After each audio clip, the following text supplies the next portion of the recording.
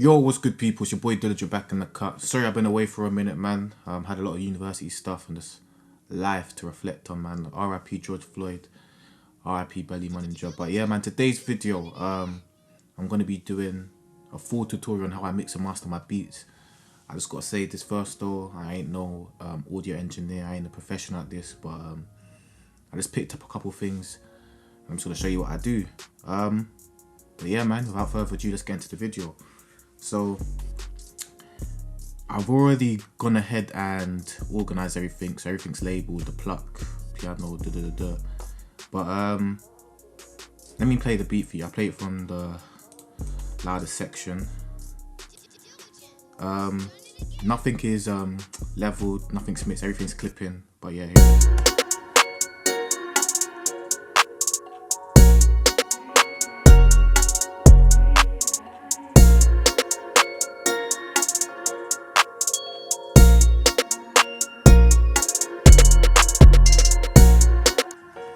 There you go. I literally just made this now for the purpose of this video. So yeah, the first thing that I do when mixing and mastering is gain staging, and this is one of the tips that I've did recently, which has literally helped improve my mixes quite a bit. So what gain staging is, for those that don't know, I don't even know if I know, but from what I understand about it, it's basically allowing the optimal level of volume to hit the fader. So that optimal level of volume is said to be minus 18 dB. So to set that up in Logic, you want to use pre-fader metering. So let me show you actually how to get that if you haven't got it. So if you go to customize control bar and display and you select pre-fader metering, you should be able to get it. So pre-fader metering here, turn that on, and even if I turn everything all the way down, I'm still able to see the actual amount of volume that's being sent from the plugin into the fader. So this pluck here is peaking at about minus 3.1 dB, minus 9.2 there, minus 15 there. I'm gonna get everything to minus 18. So there's two ways you can do that. The quickest way is probably just to go like this, open up a gain plugin. If you go to utility gain, it'll put a gain plugin on all the ones that didn't have a plugin before, so I'd have to do it for these two. But oh yeah, and then literally, so it's peaking at about minus 3, so if I do minus 15, and I'll be peaking around minus 18. That's probably the quickest way to do it. I don't like doing it that way personally, even though it's quicker.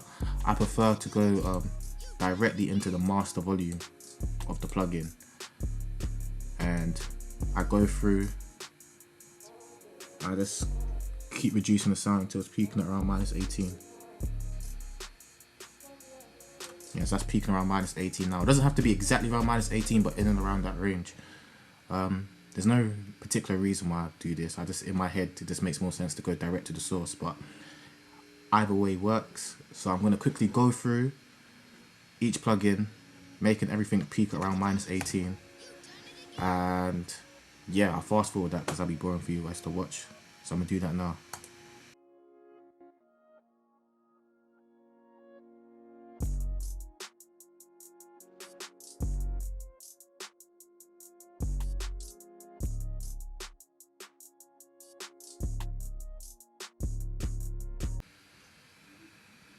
Alright, cool. So I've gone through and done that now.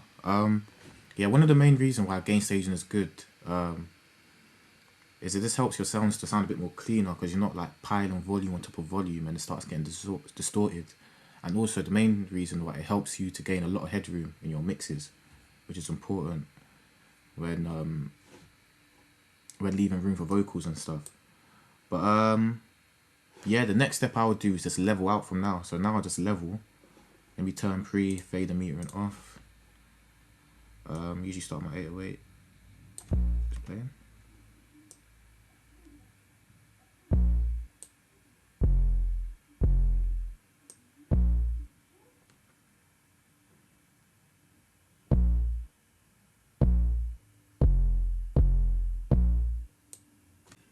My my kick wasn't hitting, so I put a binaural pan. So if you're in Logic, you can use a binaural pan just to make your kick hit a bit harder.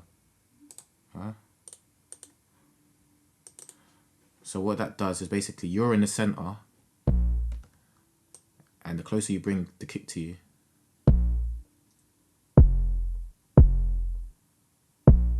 it just makes it louder. So you can make yourself, if I want to make it hit from the left, I can, but yeah.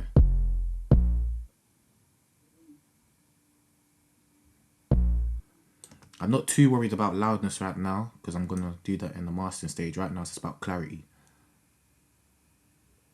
So I'm going to keep it like there.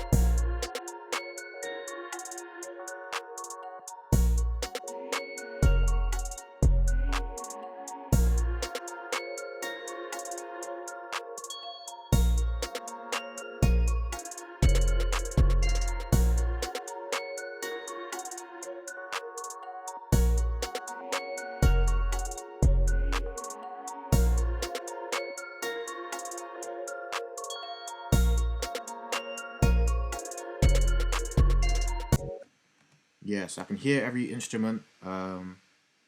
Obviously it's not that loud, but we still got a lot of headroom, which we're eventually going to bring up later on as we master. But I'm going to quickly gain stage my synth bass and level that as well. I forgot to do that, but it's just in my intro.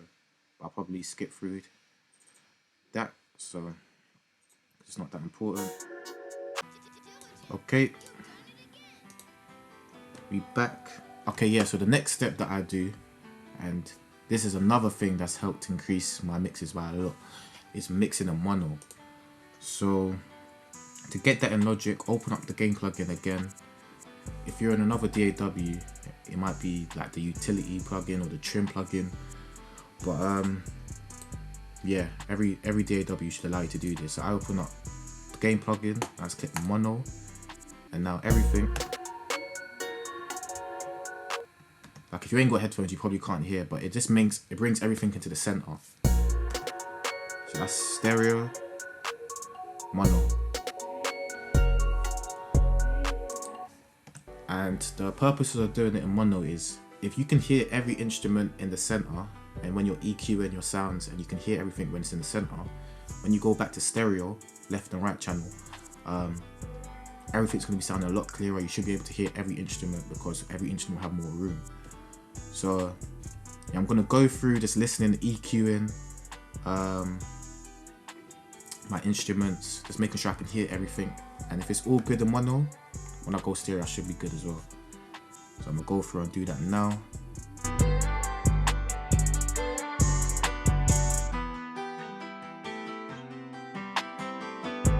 And with my kick and 808, I usually add a sidechain as well.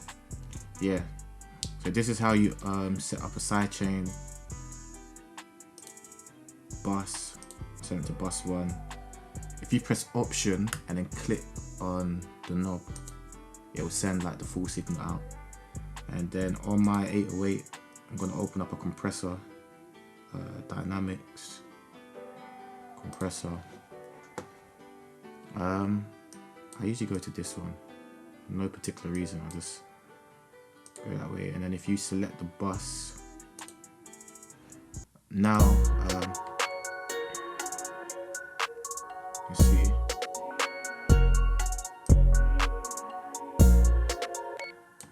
So yeah, as I adjust the threshold, every time the kick plays, the volume of the 808 is being compressed. That's what that little line here is. So the more I do it, let me turn off the auto gain.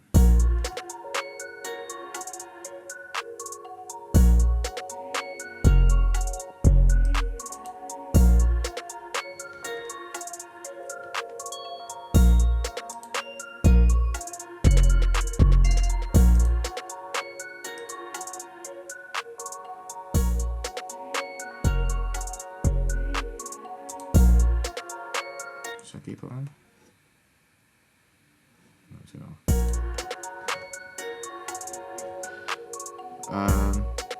So yeah, you could just adjust it to your preference, and then yeah, so that basically makes your kick hit harder. So every time, so your kick and your 808 ain't competing. So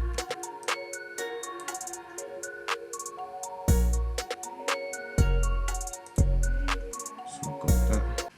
And then yeah, I'm just gonna go across my perks. What I have a paid plugin because Isotope, Neutron free.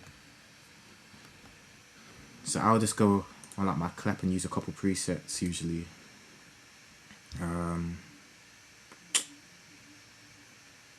For percussion, like this on my clap. Just makes your clap sound a little bit crispier. But if you ain't got that, you could just go into the Logic compressor again, and they've got a lot of presets that you can use. So if you just go drums, you can play through and just see what you like. But yeah, I got the play plugin, so I'm going to use it. So yeah, I'm just going to go through, do that on some of my percussions, and yeah, I'm going to fast forward this again because it'll probably get boring.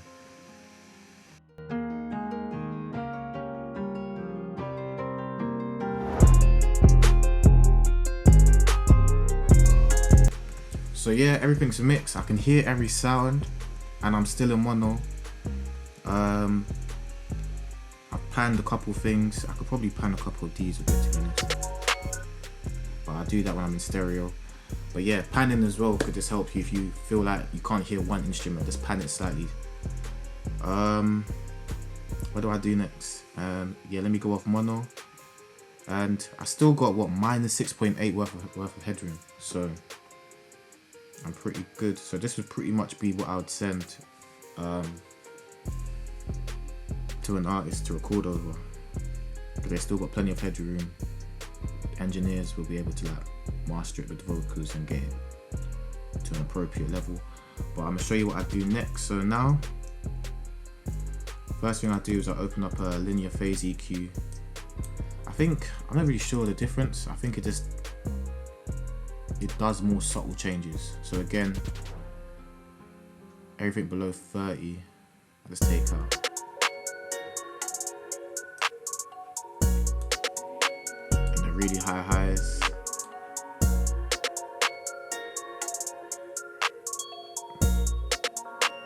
Might just boost this a little bit here.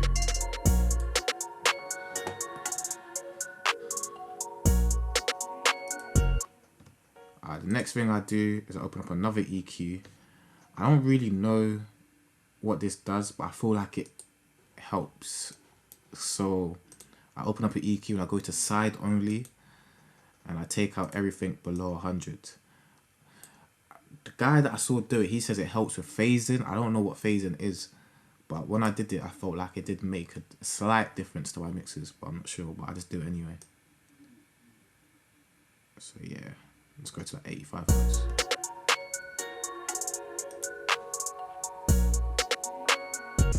Okay, let's go. Alright, so the next thing I do is I open up an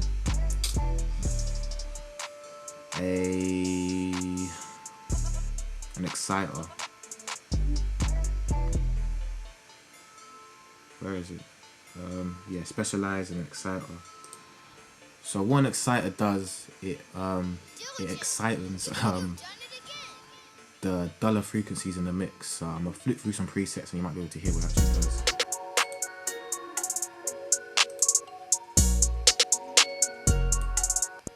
So it's mainly affecting like the hi-hats and the higher frequencies, but it just basically just brings them out a bit more. Just make it a bit more crispier in the mix.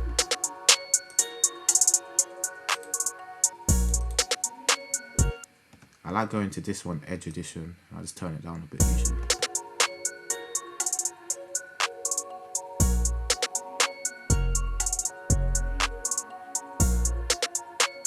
You can also play this if you want.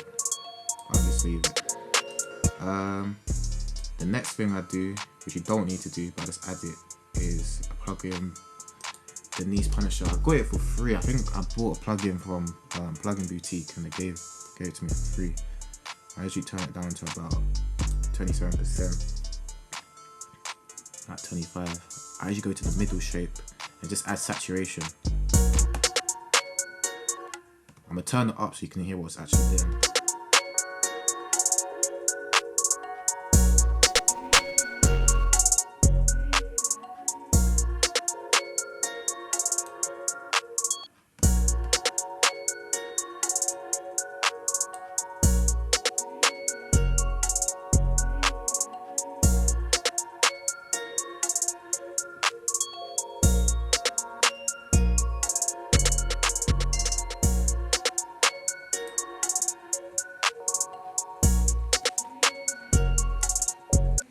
Yeah, I'm gonna go with that, and then one of the last things I do is I add a multi-pressor, which is basically a compressor, but it just compresses different frequencies within your song.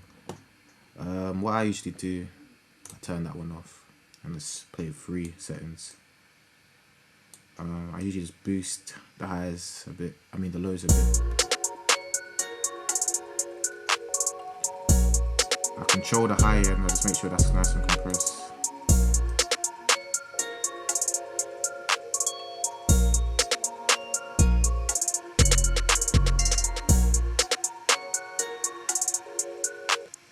So yeah, these are just a compressor controls, so if you know how to use a compressor, you'll be alright. That's not the video. This isn't the video to explain that, but I'll do that if you lot want me to.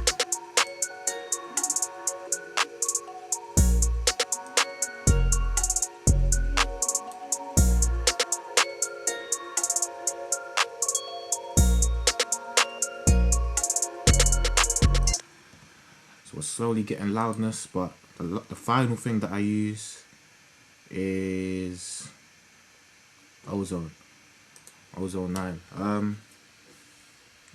What I usually do, I just use the master system do it for me. So I go to medium, streaming, let it play and it'll do its thing.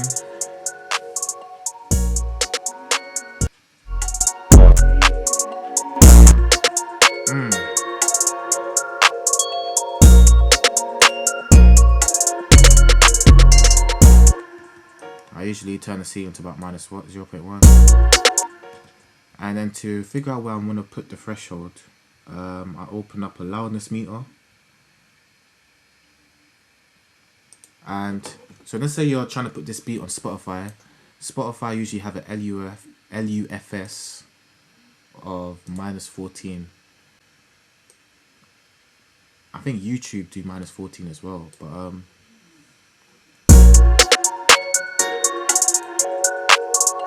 so this is quite loud, so I might just bring it up a bit.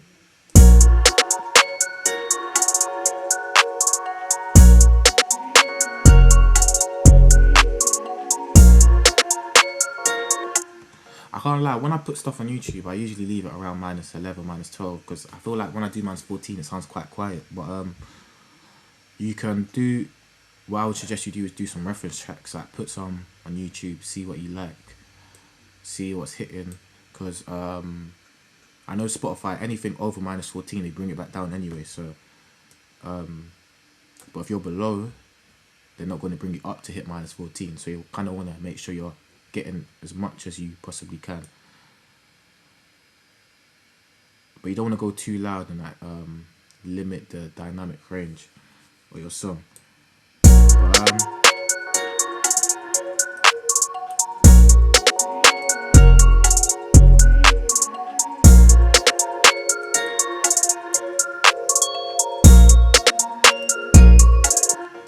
So I'll probably keep it around there if I'm honest. That sounds decent. But if you don't have this plugin, what you could do is open up an adaptive limiter in Logic. So what you would do, same thing, I'll turn the output C into about 0.1, and I'll just keep adding gain until before it distorts. So open up the loudness meter as well.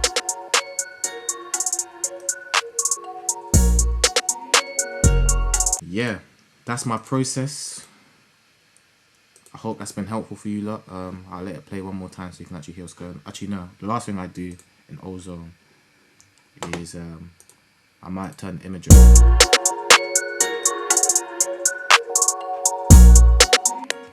Give the song a bit more width and I'll just EQ out the minus 30 Hz again.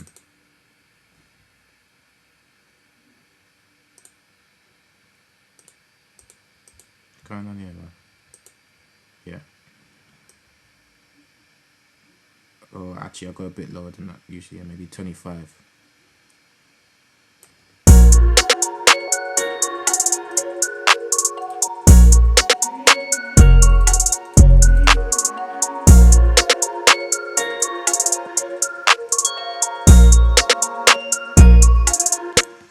So yeah, the really high highs and the really low lows, I'll just EQ them out.